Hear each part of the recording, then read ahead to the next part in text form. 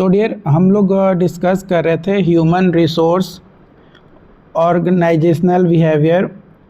तो ये जो human resource development and organisational behaviour subject हैं, ये अलग अलग यूनिवर्सिटीज़ में अलग अलग सेमेस्टर में आपके पढ़ने होते हैं।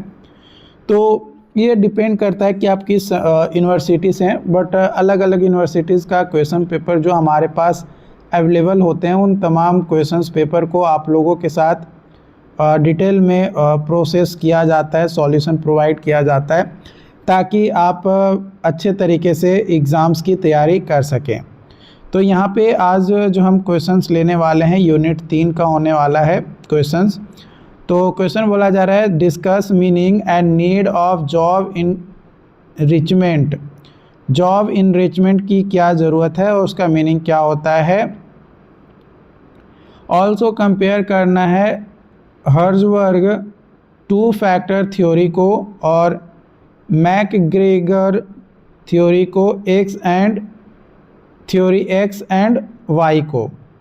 तो वन बाय वन हम इस क्वेश्चंस का सॉल्यूशन देखते हैं कि क्या इसका होगा।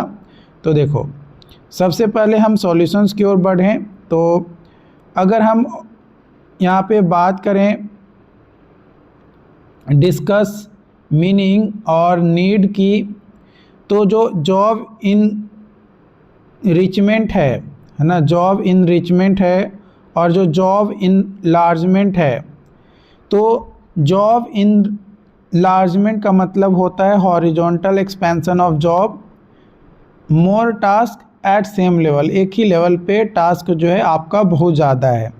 इसकी ज़रूरत पड़ती है रिड्यूस मोनोटोनी और जॉब सेटिस्फैक्शन को इम्प्रूव करने के लिए। वही अगर बात किया जाए जॉब इनरिचमेंट का, तो वर्टिकल एक्सपेंशन होता है जॉब का, यानी मोर रिस्पॉन्सिबिलिटी एंड ऑथोरिटी, माने ऑथोरिटी वाइज आपकी जो रिस्पॉन्सिबिलिटीज़ है वो बढ़ता है। इससे मोटिवेशन इंक्रीज़ होता है और परफॉर्मेंस भी जो है आपका इंक्रीज़ होता है। कंपैरिजन अगर हम देखें हर्ज़बर्ग एंड मैकग्रोवर, तो हर्ज़बर्ग थ्योरी और मैकग्रोवर थ्योरी, तो जो हर्ज़बर्ग थ्योरी है फोकस करता है जॉब फैक्टर के ऊपर। की कॉन्सेप्ट होता है आपका hygiene and motivators, intrinsic motivations और एप्लीकेशन होता है जॉब डिज़ाइन।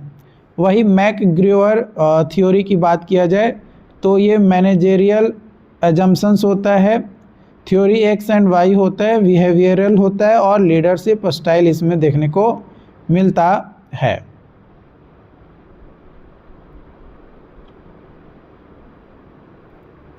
नेक्स्ट अगला जो क्वेश्चंस है आपका, यहाँ पे क्वेश्चंस यहाँ पे आपका बोला जा रहा है कि कंपेयर करना है पहला and contrast different style of leadership. अलग अलग जो स्टाइल है लीडरशिप का उसको कॉन्ट्रास्ट करना और कंपेयर करना है। दूसरा, विच style would you recommend for a manager of private sector unit. और तीसरा, indicate differences between transformational and transactional leaders, है ना, indicate differences between transformational and transactional leaders. तो ये जो है आपका 3 सवाल हैं 6 नंबर क्वेश्चंस में। तो तीनों सवाल का जवाब जो है हम यहाँ पे देखेंगे। तो देखो, सबसे पहले अगर हम कंपेयर करें एंड कंट्रास्ट करें डिफरेंट स्टाइल्स ऑफ लीडरशिप की, तो लीडरशिप जो है एक ऐसा स्टाइल होता है जो कि पैटर्न होता है, बिहेवियर जो कि एडॉप्टेड किया जाता है by a leader to influence subordinates.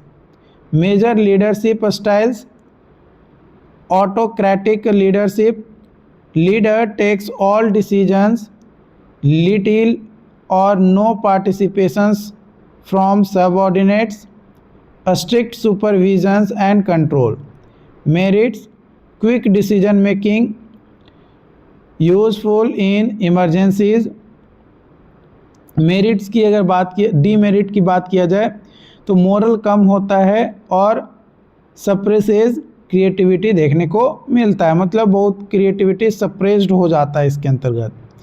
Democratic यानी पार्टिसिपेटिव लीडरशिप, इसमें जो एम्प्लॉयज़ होते हैं वो पार्टिसिपेट करते हैं डिसीजन मेकिंग में।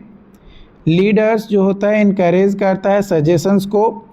मेरिट की बात किया जाए तो high employ motivations, better teamwork and moral.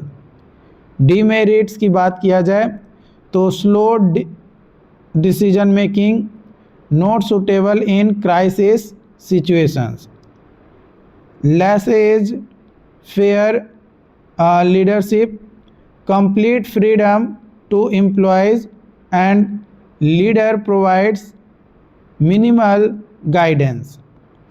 Merits encourages innovations suitable for highly skilled employees. Demerits lack of control and poor coordination. Bureaucratic leadership, a strict adherence to rules and procedures, authority based on positions. Merit consistency and discipline suitable for government organizations. Demerit बात किया जाए तो rigid and flexible and low employee initiatives आपके होते हैं। Transformational leadership की बात किया जाए तो ये इंस्पायर करता है एम्प्लॉयज़ को थ्रू विजन्स, फोकस करता है चेंज एंड इनोवेशंस। मेरिट बात किया जाए तो high motivations, long term organisational growth. Demerit बात किया जाए तो डिपेंड्स करता है हेवनली ऑन लीडरशिप पर्सनैलिटी के ऊपर। ट्रांसैक्शनल लीडरशिप जो कि बेस्ड होता है on reward and punishment, focus on performance and targets. Merit की बात किया जाए तो clear structure, effective for routine task. Demerits limited creativity and short term focus. Compare भी आप कर सकते हो अगर आप लिखना चाहो कंपैरिजंस को अपने एग्ज़ाम पॉइंट ऑफ व्यू से। तो दूसरा क्वेश्चन है कि which leadership style would you recommend for a manager of private sector unit. तो वो होता है ट्रांसफॉर्मेशनल प्लस डेमोक्रेटिक लीडरशिप को हम रिकमेंड करते हैं।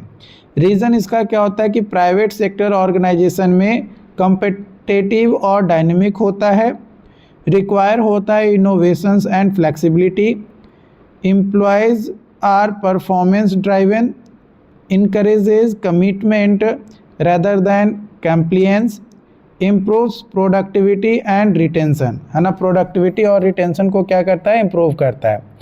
इसलिए combination of transformational and democratic leadership जो है ज़्यादा सूटेबल होता है प्राइवेट सेक्टर मैनेजर्स के लिए, as it balance employ involvement and organisational goal. बात करेंगे डिफरेंसेस देखेंगे ट्रांसफॉर्मेशनल एंड ट्रांसैक्शनल लीडरशिप के बीच में। तो जो ट्रांसफॉर्मेशनल लीडरशिप होता है फोकस करता है विजन एंड चेंज के ऊपर, इंस्पायरेशंस होता है, पीपल ओरिएंटेड होता है, इंकरेज्ड करता है और इमोशनल एंड ट्रस्टेड बेस्ड होता है, लॉन्ग टर्म होता है और विजनरी सीईओ होते हैं। Transactional leadership task and performance, rewards and punishment, task oriented, limited innovations, contractual relationship, short term और प्रोडक्शन सुपरवाइज़र जो है ये आपका देखने को मिलता है। तो ये तमाम क्वेश्चन जो है हमने यहाँ पे शेयर किया यूनिट 3 के अंतर्गत जो आपके सब्जेक्ट में दिए गए हैं। तो देखो क्वेश्चंस पेपर भी बता रहा हूँ और उसका सॉल्यूशन भी आप लोगों को दे रहा हूँ।